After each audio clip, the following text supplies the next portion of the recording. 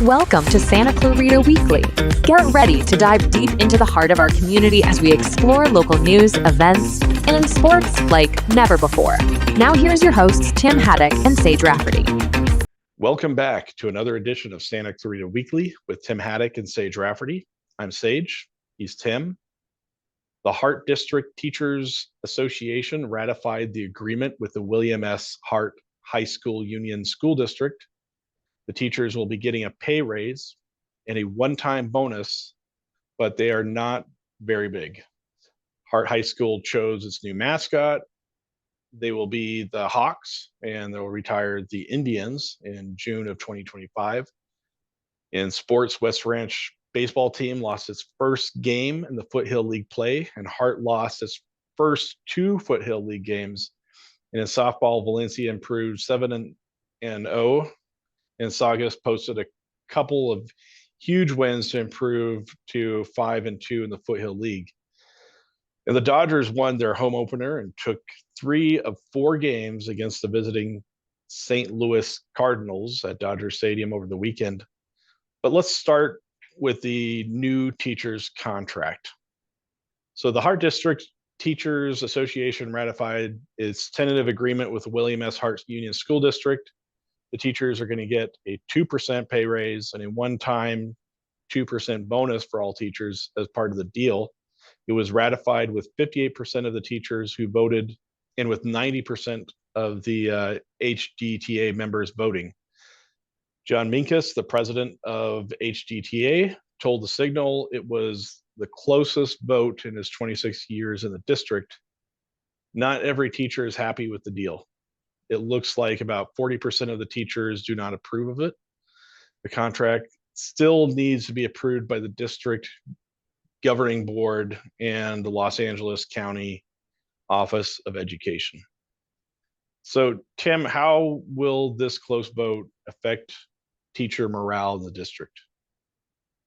First off, I'm sure the teachers are happy that they have a deal and that they're not going to have to worry about any work stoppages or interruptions. But on the other hand, there is a large group of them that seem to not be happy with the amount of the pay raise or the bonus. And I'm not sure exactly what else was in the deal that they might not be happy with, but I'm assuming, I never want to assume, but I'm assuming that the small pay raise and the small bonus are two of the things that the teachers are not happy with. A 2% raise, I mean, 2% raise is not much. I can't imagine that anybody would be happy with a 2% raise. I mean, it's better than nothing, but it's almost nothing. And then getting a 2% bonus is very small too. Yeah, that's tiny. I mean, maybe it's maybe a couple $100. Would be just I'm trying to figure, trying to think of how much 2% of a teacher's salary would be, and I would think it only amounts maybe $200 or $300. Oh yeah, it can't be that much. But I mean, what steps can the district take to improve teacher satisfaction? I mean, I know they have a contract finally, but are there any other steps that you see that they could take? I don't even know. I don't know what the school district can do to generate more money aside from increasing the student enrollment. I mean, that's what it's all tied to. And the numbers that the district are putting out show that enrollment is going to continue to decline, and it's going to decline pretty significantly for the next few years. So, I mean, unless there's a change in the student population, a change in the amount of kids who are enrolled in school and are going to school, the teachers aren't going to have any money for them. The district isn't going to have any money to pay the teachers any more money. So yeah, I don't know. I don't know what the district can do to make a better offer next time. I don't know what the teachers union can do to get the district to pay them more money. I don't know. I don't know. What do you think, Sage? This You seems know, like a it's a problem really, that's going to get worse. Yeah. yeah, it's a problem that's going to get worse, and teachers are underpaid. We all know that for the amount of work that teachers do every day, they don't get enough, and it's one of the uh, shortfalls of our society is that we don't put the value on teachers that we should and give them what they deserve. But let's talk about that interview that you did with um, one of the school board members. I don't know if you want to talk about that, and then we can play a video clip. Right. Yeah. I talked to Linda Storley, who is she's president of the school board of the Hart Union High School District, and she talked about what the district can do to improve its budget, and it's all tied to what we talked about before. It's all tied to enrollment. Now, even though the school district's own projections show that enrollment is going to continue to decline, Linda said that she doesn't see that trend happening. She sees that more kids will be enrolled in the school district, more families will be moving into the area, into the valley, and that will all create a larger student population and a greater student enrollment. I don't see it, but Linda likes to say she's an optimist, and she thinks that the school district's enrollment will improve over the next few years. We'll see. I mean, Yeah. just the way the last couple of years it hasn't. It's been dropping, and said even the own district's numbers, the district's projections show that it's going to continue to drop. So, the recording, for those listening, the recording is a little choppy on Linda's end, but I'm going to go ahead and play an excerpt of that interview. So I am here with Linda Storley, the president of the Board of Education with the William S. Hart High School District. And I brought her on to talk about a few things. One, the tentative agreement that the school district has with the Teachers Association, the layoffs that are planned for the district, and the changing of the Hart High mascot, which is going to happen next year. But I wanted to start with the tentative agreement. That's the good news in the district. The district has an agreement, a new contract in place for the next few years. But I wanted to ask you, what does the contract mean for the district, and what does it mean for the teachers? For 30 years in this high school district. So going back, I was just going to say, because of that, I have some background in what it's like to want to raise and to need a raise. And in this situation, we worked as hard as we could to get as much money as we could for both the HGTA and the classified workers also. We had to shift some things around and downsize some things and tighten our belts, and we got it to 2-2, 2 on and 2 off. What does that mean to the district? We have to be really, really careful.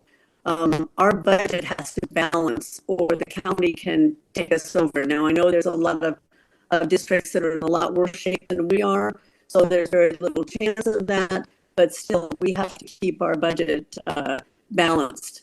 So being able to get this 2 on, 2 off was really difficult to do. We had to tighten our belts and make it work. And I understand where the teachers are.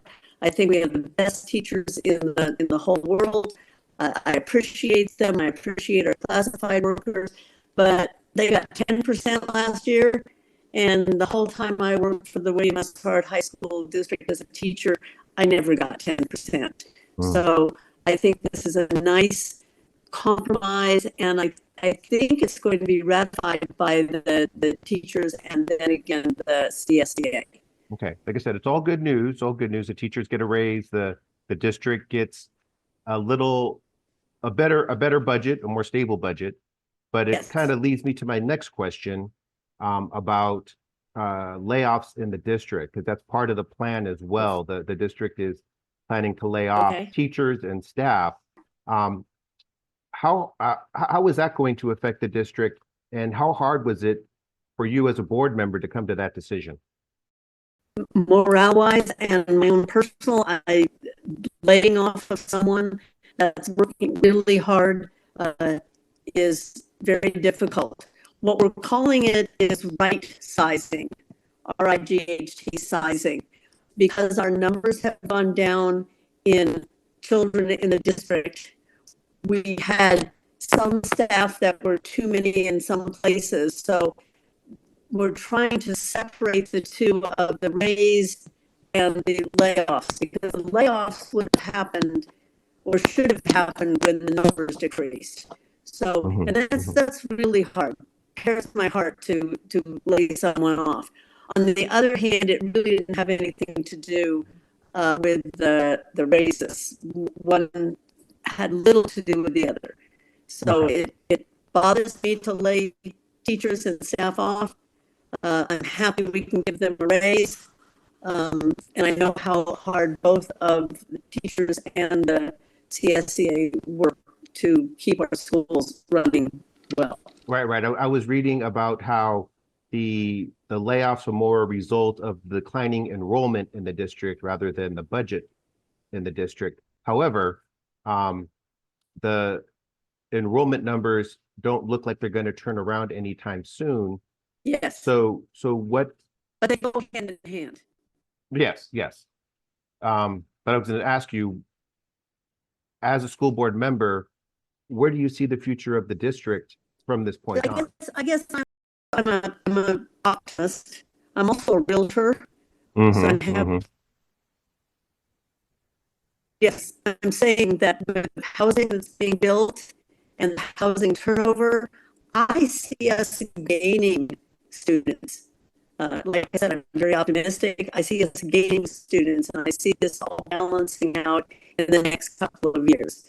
Some tight years in between there, but I see there's building here in Tesoro where I live. There's building on the other side of the 126. I see these as adding to our population, and I think our population will go back up again and will be right sized for that time. Okay, I hope you're right. I just hope you're right on that one. And the last thing I wanted to ask you was about the new Hart High mascot, and this has been a topic of discussion for a few years now. I know the school board made the decision a couple of years ago to change the name. The kids wanted it, the staff wanted it, and I've seen some mascot idea names floated around, but I also see that it's getting a little pushback. It always gets some pushback. People don't like to see the tradition lost at Hart High. But where are the discussions with the new Hart mascot? And will there be any more debate about this? In my opinion, as only one of 5, I do not see any more debate on this. We took months and months to research. We reached out to different groups. We talked to Native American groups, and we came to a decision that some children, some students were hurt by this, what they considered insensitive term. So we made a decision 2 years ago to change the mascot. You can call it a mascot, you can call it whatever you want, but it was the Indians, and now it's not going to be the Indians. And I don't know whether it's going to be hawks or bison, but it's going to be one of those others. And I do have a favorite, but we don't have to discuss that. I was going to ask you that as next. As far as the dissidents, there are people that had they graduated from Hart High School. My daughter graduated from Hart.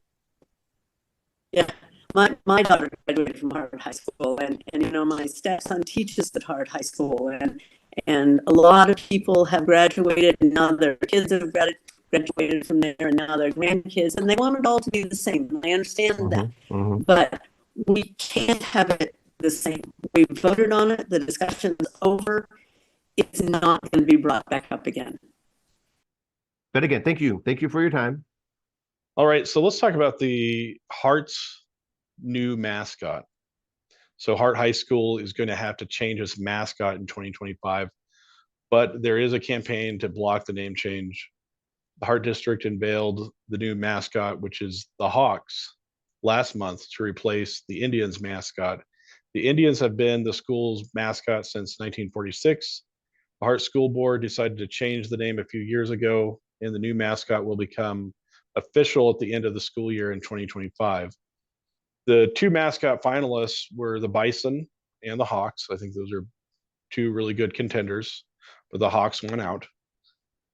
Still, there's some members of the community and at least one Hart School Board member who really does not want to change the mascot and are circulating a petition online that has, I think, a few hundred signatures to stop that name change.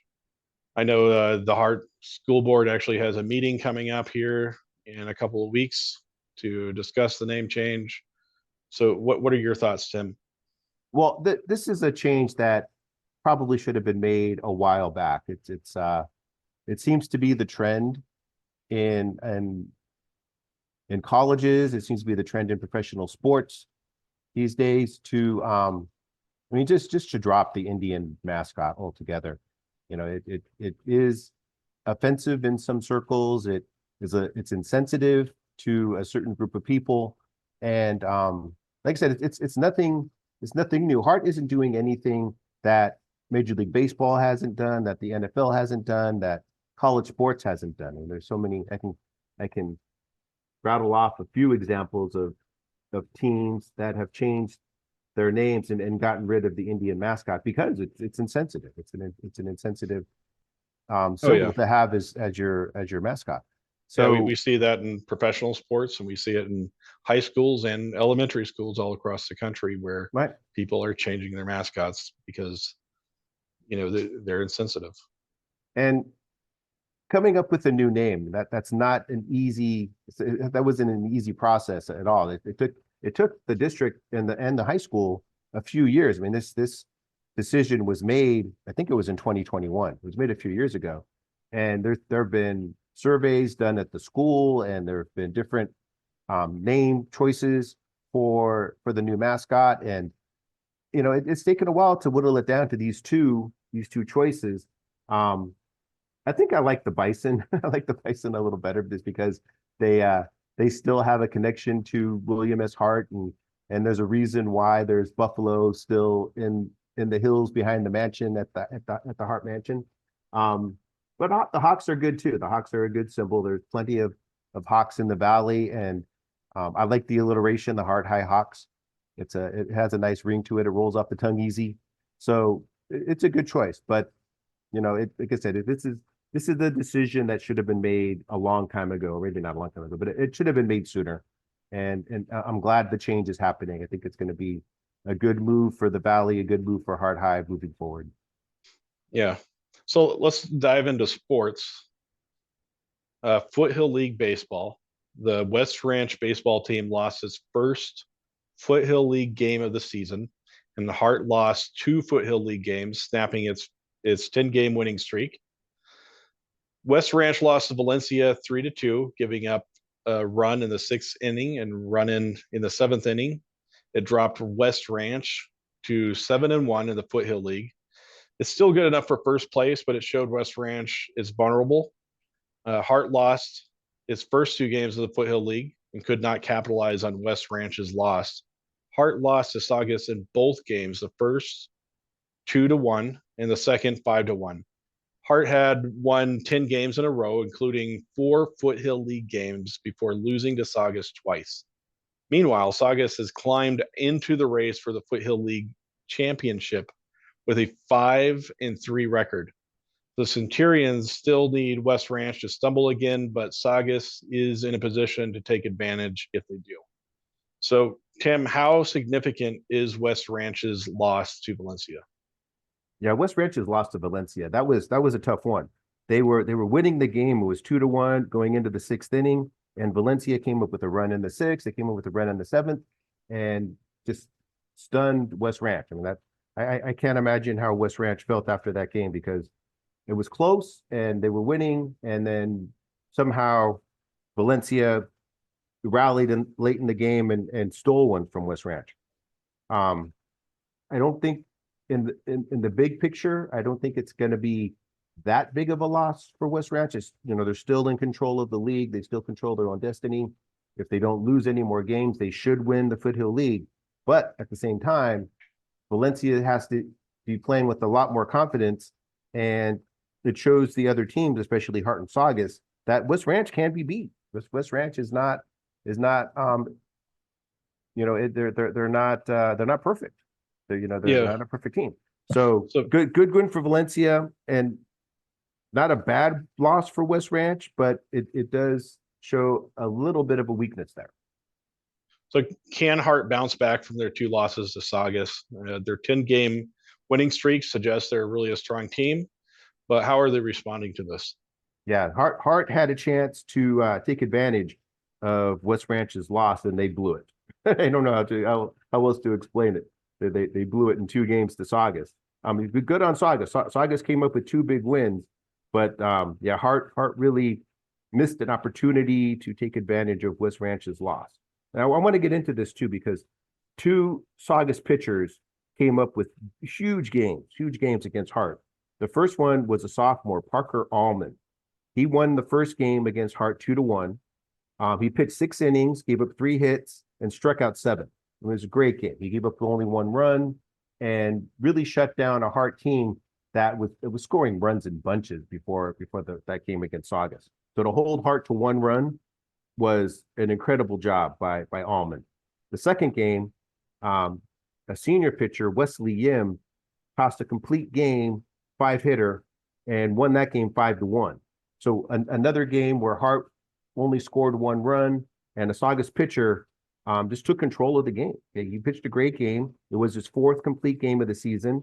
He didn't walk anybody. He only struck out 1 batter, but he didn't walk anybody either. So he had good control. He was getting lots of outs, keeping his fielders in the game and busy. And just two great pitching performances, 2 clutch pitching performances by Saugus pitchers to beat Hart twice. So 2 bad losses for Hart, but 2 really, really huge wins for Saugus. Yeah, so is Saugus a real contender for the Foothill League title?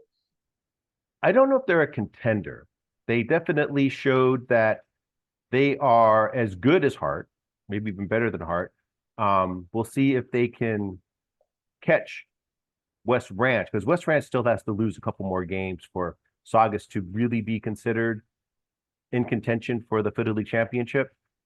Still, Saugus, those 2 wins over Hart, has to give them a ton of confidence. And knowing they have 2 pitchers who can shut down a Hart offense that was clicking, those are good signs. So I don't know if they're contenders yet for the championship, but they do look like they're going to be a playoff team, and they could be a really good playoff team if they keep playing this way. So let's talk about softball, Foothill League softball, that is. So Valencia beat Hart 9-2 and stayed undefeated in the Foothill League at 7-0. West Ranch had a close call against Golden Valley, but won 8-7. Golden Valley rallied in the 7th inning, down 8-6, and scored a run before West Ranch closed the door. West Ranch also beat Castaic 15-2 and improved to 5-2 in the Foothill League. Saugus came up with a pair of big wins in the Foothill League. The first was 23-7 over Castaic, and the second was 7-0 over Canyon. Saugus is 5-2 and tied with West Ranch for second place in the Foothill League standings. Hart beat Canyon 5-1 and is hanging around with a 3-4 record in 4th place in the Foothill League. So, Tim, can Valencia maintain their undefeated record in the Foothill League? Yes, but Valencia is playing at a different level than anybody else in the league right now, and the win over Hart, it was impressive. They scored a lot of runs. They were never really threatened in that game. So it's a good win over Hart, and Hart's a good team. So shutting down or beating Hart by that much shows that Valencia is still the dominant team in the Foothill League. Yeah, and I really don't see anybody even getting close to them this year. So how will West Ranch respond to their close call against Golden Valley? Yeah, that says more about Golden Valley than it does about West Ranch, because Golden Valley never gave up in that game. And it was close the whole way. And to see Golden Valley rally in the what did they do? They rally in the seventh inning. That's what it was. Okay, so they rallied in the seventh inning. They got runners on base. They were able to push a run across and make that game a lot closer than it needed to be. So, West Ranch survived, but Golden Valley showed that they don't have any quit in them. They're a strong team and they will fight to the end. Yeah. So is Saugus a serious threat to dethrone Valencia or West Ranch? I know they have those recent wins that are very impressive, but are they going to be able to sustain this level of play? Yeah, so Saugus had two big wins, two huge wins, and scoring 23 runs in any game is it's just impressive. Are they good enough? I mean, they're keeping pace with West Ranch, and it looks like those two teams are going to fight it out for second place. Saugus has been playing better lately, so if Saugus can keep playing as well as they have been lately, they're going to challenge West Ranch. And like I said, West Ranch, they had their problems with Golden Valley last week, so I don't know. They're pretty even right now, but I would give the edge to Saugus just on momentum. So can Hart climb out of fourth place and make a run for the title? Yeah, Hart is really the wild card in this whole Foothill League race, because they've come up with some big wins, and they have shown that they are as good as the top three teams in league. Now, if their Hart's problem this year has been consistency. They have these little spurts where they score a ton of runs, they come up with some clutch hits. They can put together some surprising games and surprising performances. Now, I don't know if they can maintain that over a stretch during the second half of the season, but they're a dangerous team, and I wouldn't count Hart out of any game in the Foothill League this year. All right, so let's talk about the Dodgers. The Dodgers won 3 of 4 games against the visiting St. Louis Cardinals over the weekend and are off to a 4-2 start after the first week of the season. Mookie Betts has not only been the best player on the team, he has been the best player in the league after 6 games. He is battling .500, has 4 home runs, 10 RBIs, has scored 9 runs, and has walked 7 times in 6 games. Max Muncy and newcomer Teoscar Hernandez have been the next best players on the Dodgers in the first week of the season. Muncy hit a 2-run home run to give the Dodgers a lead in the 8th inning of the game against the Cardinals on Sunday. And the Dodgers won that game 5-4 after being down 4-0 at one point. Hernandez hit 2 home runs in a game against the Cardinals on Friday. His first was a solo home run in the 2nd inning. The second was a 3-run home run in the 4th inning that gave the Dodgers a 5-0 lead. The Dodgers won that game 6-3. Another early season surprise for the Dodgers has been Bobby Miller. In his first start of the season, he pitched 6 innings, struck out 11, and didn't give up a run in the game on Friday night. Another good sign is Yamamoto bounced back after a disastrous start in South Korea. He pitched 5 shutout innings and struck out 5 in the game on Saturday. But the Dodgers ended up losing that game 6-5 in 10 innings. The Dodgers have a 3-game series against San Francisco Giants at Dodger Stadium to start week 2 and end with a 3-game series in Chicago against the Cubs. So, Tim, is Mookie Betts' hot start sustainable? And can he maintain this level throughout the rest of the season? Well, the short answer is no. I mean, he's playing at a level that few players in the history of the game have ever played at. So he will come down to earth eventually. At the same time, he has been carrying the team since Korea. I mean, he had a huge game, even in the loss against the Padres in the first week in the first 2 games. But since he got back home and started playing back at Dodger Stadium, he's hit for power. He's getting on base. He's been the catalyst for the offense. And even though he's been playing at this high level, he's not gonna stay there. So he will come down to earth eventually. But at the same time, the Dodgers have such a deep lineup that that they can afford for him to cool off a little bit. Yeah. So how will the Dodgers replace the offense lost when Max Muncy inevitably cools down? Is there enough depth in the lineup to pick up the slack? Yeah, this is actually a good thing. If Max Muncy is hitting home runs and hitting game-winning home runs and hitting for power and getting on base, that's a good sign because there are other players on the Dodgers, specifically Freddie Freeman and Shohei Ohtani, who are on this team because they are good hitters. They are the ones that will hit the most home runs. They're the ones who will drive in the most runs. And they're the ones who are going to be really being the most productive part of this offense. And not that they've been playing poorly, they're not at Mookie Betts level, and they're not hitting 500 and leading the league in home runs, but they're not hitting poorly either. They're getting on base, they're coming up with clutch hits as well, just not as much as Max Muncy has and Mookie Betts have in the first week of the season. Can Teoscar Hernandez continue to be a consistent power threat?